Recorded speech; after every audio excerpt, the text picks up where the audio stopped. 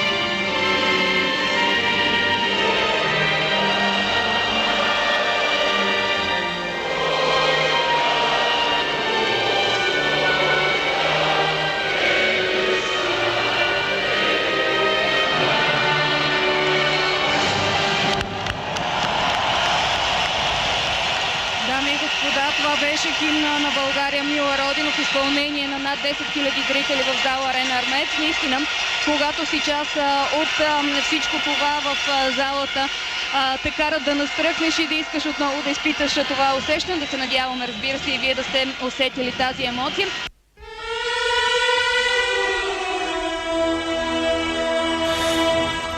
Това, което чухте, беше запис от ефира на Дарик Радио по време на прягото ни предаване. Инес и Мартин имаха професионалния шанс да отразят една голяма победа. Една голяма победа на българския волейбол, на България изобщо.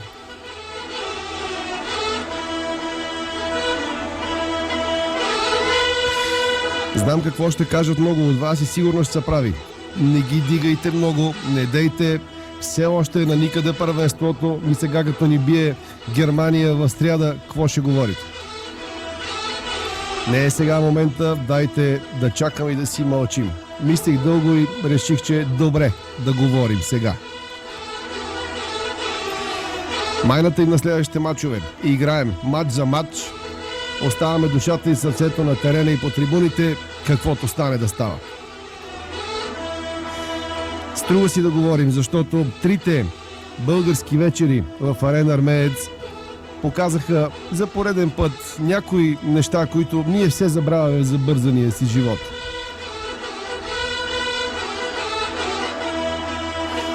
Ето така с Тотека Багайди започва всеки матч на български отбор.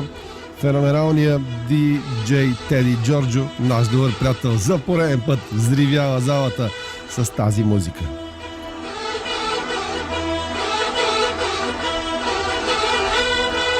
Не знам колко хора имаше вчера. 12 000, 13 000, 14 000. Сигурен съм, че нямаше къде да седне нито един човек още в зала Арена Армеец.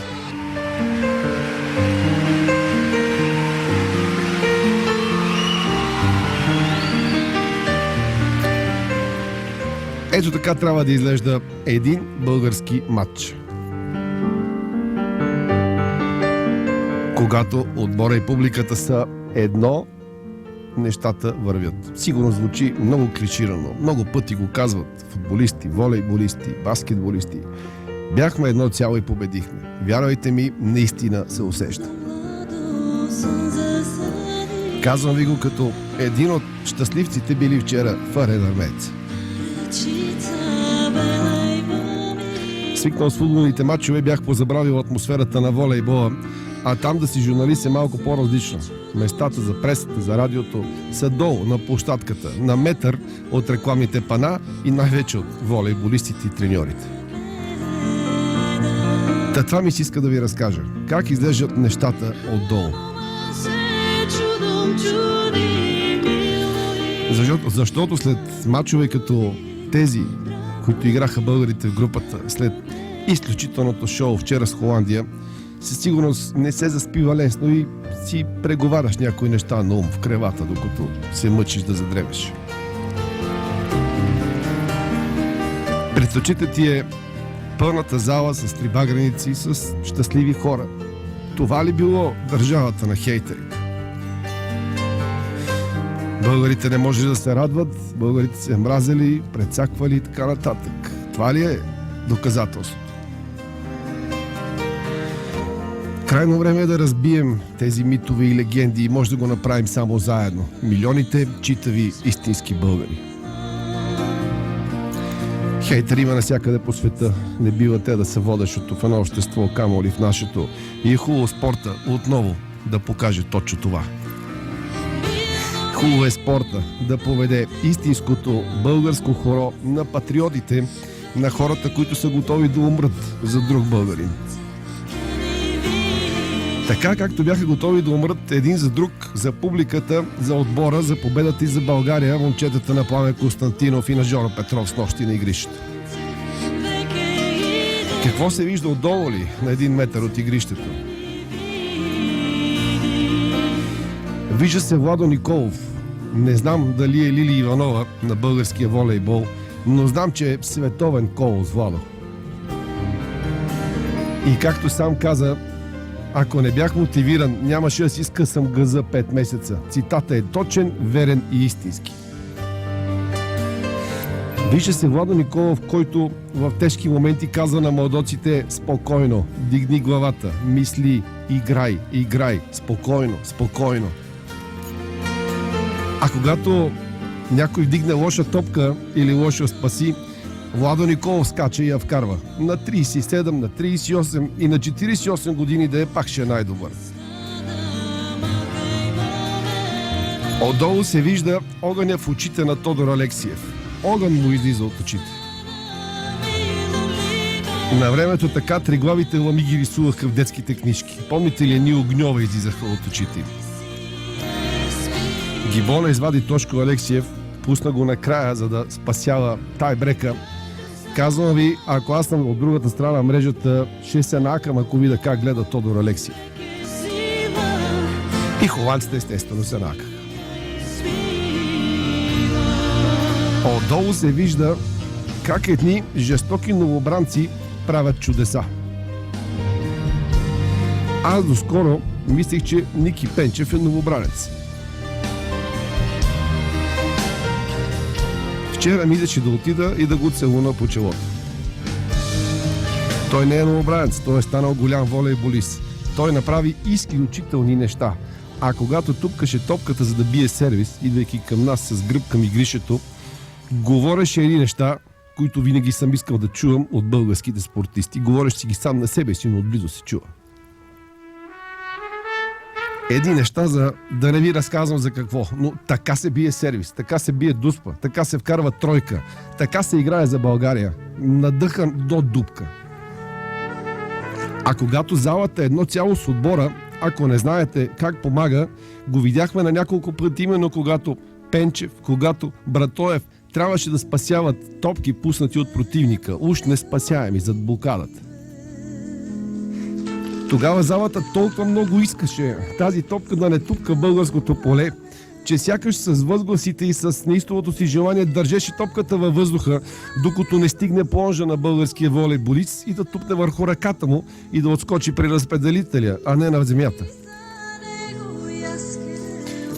Отдолу се вижда как Братоев само с една усмивка може да дигне останалите и се чува как може да каже на Владо Николов: дигнах ти е лошо, ма си голям, ти пак я вкара.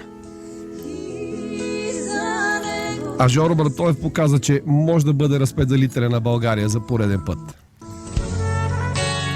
Отдолу се вижда как Виктор Йосифов и Теодор Тодоров са с изпъкнали жили, ама жилите си им изпъкнали напред. Те дават всичко от себе си, те остават душата си и сърцето си на игрището. Това искам от всеки български спортист. Това в крайна сметка искам от всеки българин, да оставя душата си и сърцето си на работното си място. Там, където си вади хляба и където всеки ден с честен труд изкарва прехраната за своето семейство.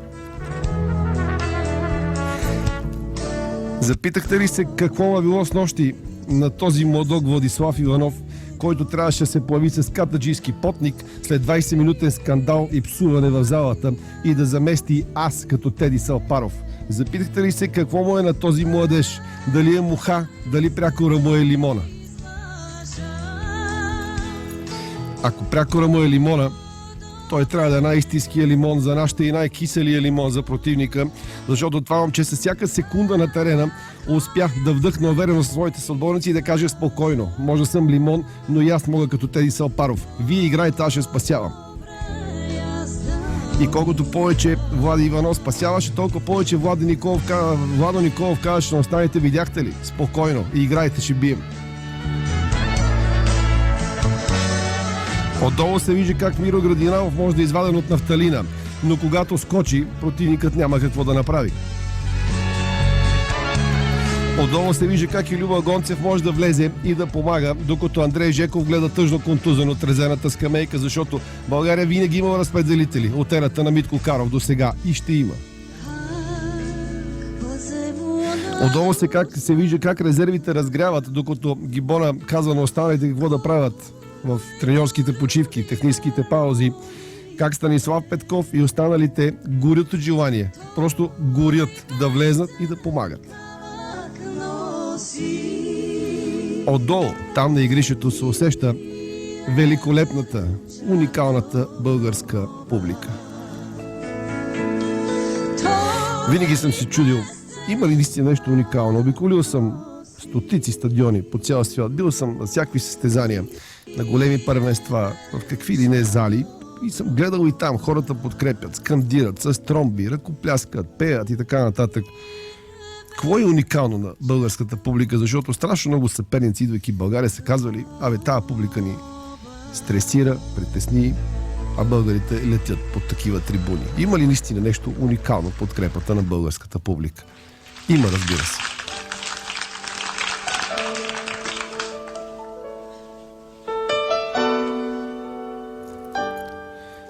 Българската публика силно обича и мрази, но когато обича, когато усети, че любимците отдолу са готови да си остават сърцата на терена, подкрепя така, че наистина залата трепери.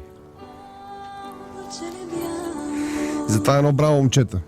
Каквото направите от тук нататък, направите. Знам колко е трудно. Знам колко е трудно на треньорите да играят с непълен състав, защото на практика една цяла шестица от топ световни български волейболисти не може да бъде използвана. Ако борим Теди Салпаров за контузен, сложете оперираното рамо на Цецо Соколов, сложете тъжно гледащия контузен отстрани Андрей Жеков, сложете Ники Николов, сложете Тодор Скримов, ами ако дойде и Казийски. Това са 6 световни волейболисти, които също могат да играят за България. Сега ги няма. Контузени са, по една и друга причина Пламен не може да ги използва. Само че влиза другите. Това му е номера на спорта. Да влезеш и да играеш така, както дори и майка ти и баща ти не очакват от теб. Ако това го направим в страната всички, повярвайте ми, ще живеем на още по-хубаво място. И е крайно време да спрем наистина да мрънкаме. Крайно време да спрем за всичко да се оплакваме. Мина времето. 25 години мрънкахме. Айде вече да спрем, да гледаме малко повече хубавите неща, да се радваме не на всяка победа, да се радвам искрено на всяка точка, на всяка точица, спечелена с толкова труд и пот от българските волейболисти, баскетболисти, футболисти. Всяко голче е важно, всичко хубаво да го оценяваме и да му се радваме. Може би тогава ще живеем още по-добре.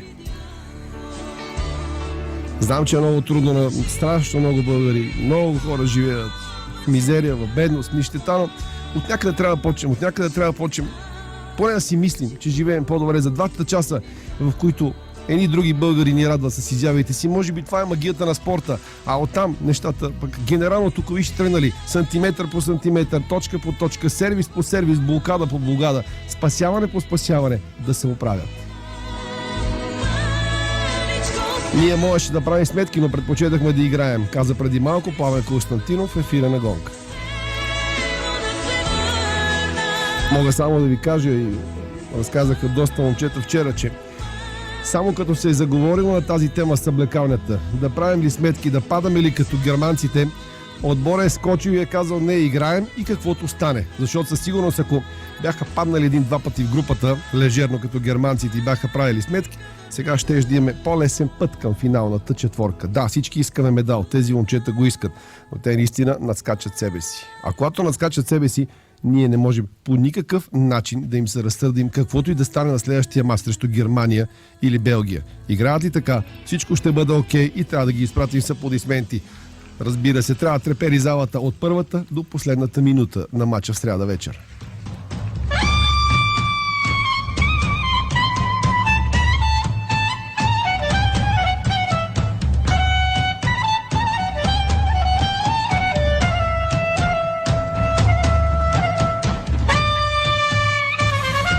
Затова, уважаеми приятели, нито едно празно място в залата, докато играе България. Дай Боже, до неделя.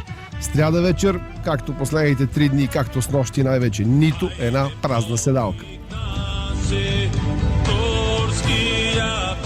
И всеки, който има билет за матча България срещу Германия или Белгия, трябва да чувства щастливец. Защото трябва да е сигурен, че поне още 10-15 негови приятели си искали да бъдат на неговото място. Който е вътре, да не пази глас, да не щади глас, да подкрепи отбора до дупка.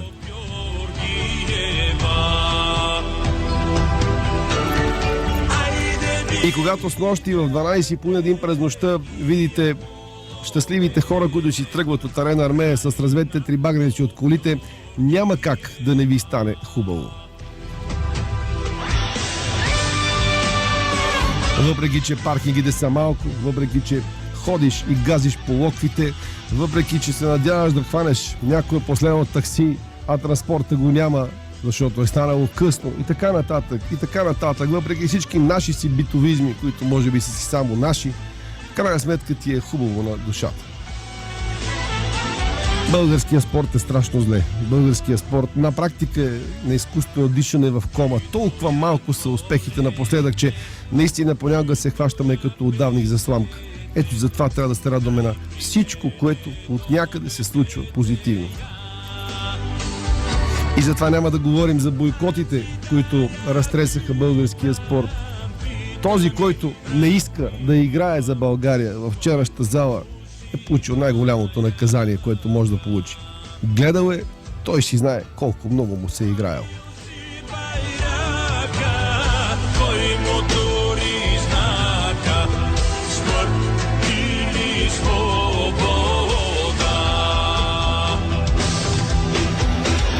Можем да си говорим още много, но ще спрем до тук и ще чакаме матча в сряда вечер, защото играта продължава.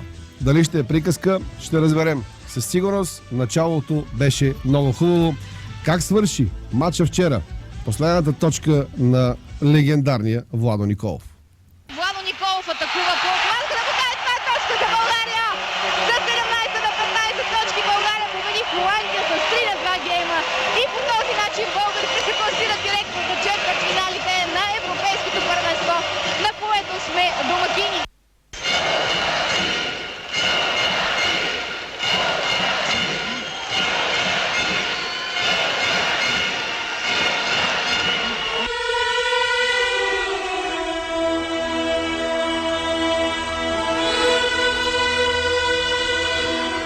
Това беше. Искам и се по-честичко да говорим на такива теми и да имаме подобни поводи за радост, а дано следващия да е в четвъртък. Защото тогава ще отчетем четвъртфинала на България срещу Германия. Дано да е срещу Германия и аз искам да е срещу тях. Защото този белгийският тарикат на Германия се заслужава да му натрием нос още веднъж. Вител Хайнен каза, че България била втората му съпруга. Забрави, че не знам как е Белгия, но в България, за да имаш съпруга, те питат съгласен ли си. Ние такъв темерут и тарикат за съпруга няма как да си вземем. А и мъже да съпруги си взимат Белгия и Германия. България не взимаме.